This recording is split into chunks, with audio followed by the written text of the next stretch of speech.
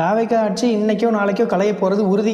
சில தினங்களுக்கு முன்னாடி ஒரு அரசு சர்க்குலர் லீக் ஆச்சு. அந்த அரசு சர்க்குலரில் என்ன சொல்லியிருந்தாங்கன்னு பார்த்தீங்கன்னா, தமிழ்நாடு முழுக்க இருக்கக்கூடிய மாணவர்கள் மற்றும் கம்யூனிஸ்ட் அமைப்புகளை சார்ந்தவர்கள் எங்கெங்கே இருக்காங்க, மாணவர்கள் ஏதேனும் போராட்டத்தில் ஈடுபடுறாங்களா, கம்யூனிஸ்ட் தோழர்கள் ஏதேனும் போராட்டத்தை முன்னெடுக்கிறாங்களா அப்படிங்கிறத கண்காணிச்சுட்டே இருக்கணும் அப்படின்ற மாதிரியான ஒரு சர்க்குலர். அதே போல் மாணவர்கள் காக்ரோச் ஜனதா பார்ட்டி மற்றும் இந்த கம்யூனிஸ்ட் தோழர்கள் முன்னெடுக்கக்கூடிய இந்த போராட்டங்கள் எல்லாம் கல்லூரி மாணவர்கள் கலந்துக்காம பார்த்துக்கோங்க அப்படிங்கிற மாதிரியான எக்ஸாக்ட் விஷயம் இல்லை, பட் அதை மீன் பண்ற மாதிரியான சில விஷயங்கள் அந்த சர்க்குலர்ல இருந்துச்சு. இதுதான் இன்னைக்கு மிகப்பெரிய பேசு பொருளாக இருக்கு.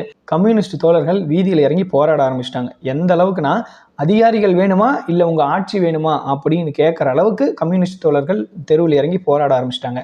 என்ன காரணம்னு பார்த்தீங்கன்னா, இன்னைக்கு தாவேக்கா ஆட்சி மைனாரிட்டி ஆட்சியாக நடந்துட்டு இருக்கிறதுக்கு வெளியிலிருந்து ஆதரவு கொடுத்துட்டு இருக்கிற கம்யூனிஸ்ட் தோழர்களின் பங்கு மிக முக்கியமானது. அவங்க ஆதரவை வாபஸ் வாங்குறாங்க அப்படிங்கிற பட்சத்தில் தாவேக்கா ஆட்சி நிச்சயமாக கவிழ்ந்துரும் அப்படிங்கிறதுல எந்த மாற்று கருத்தும் கிடையாது. அப்போ அவ்வளோதானா, அவங்க வாபஸ் வாங்க போகிறாங்களா அப்படின்னா, அவ்வளோ சீக்கிரம் வாபஸ்லாம் வாங்குறதுக்கான வாய்ப்புகள் இல்லை. அவங்களோட ஒரு கண்டன குரலை, எதிர்ப்பு குரலை பதிவு பண்ணணும் அப்படிங்கிறதுக்காக தான் இந்த போராட்டங்களாக இருக்கும்.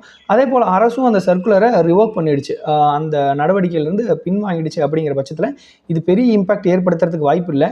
ஆனாலும் தாவேக்கா அரசு இந்த மாதிரியான ஜனநாயக குரல்களை நசுக்கிறது, போராட்டங்களை முடக்கிறதுக்கான நடவடிக்கைகளில் ஈடுபடுறது அப்படிங்கிறது மிகவும் கண்டனத்திற்குரிய ஒரு விஷயம்தான். கம்யூனிஸ்ட் தோழர்களுடைய குணமே போராட்டம் தான். அப்படிப்பட்ட விஷயத்திலே கை வச்சு அவங்க சும்மாவா விடுவாங்க? கம்யூனிஸ்ட் தோழர்கள் மேலே எனக்கு நம்பிக்கை இருக்குது. ஏன்னா அவங்க ஆட்சிக்கு ஆதரவு கொடுத்ததுக்கான காரணமே பின்வாசல் வழியாக பாஜக ஆட்சி அமைச்சிடக்கூடாது அப்படிங்கிறதுக்காக தான். இன்றைக்கும் அந்த காரணம் உயிர்ப்போட தான் இருக்குது அப்படின்னு நினைக்கிறேன். பார்ப்போம்.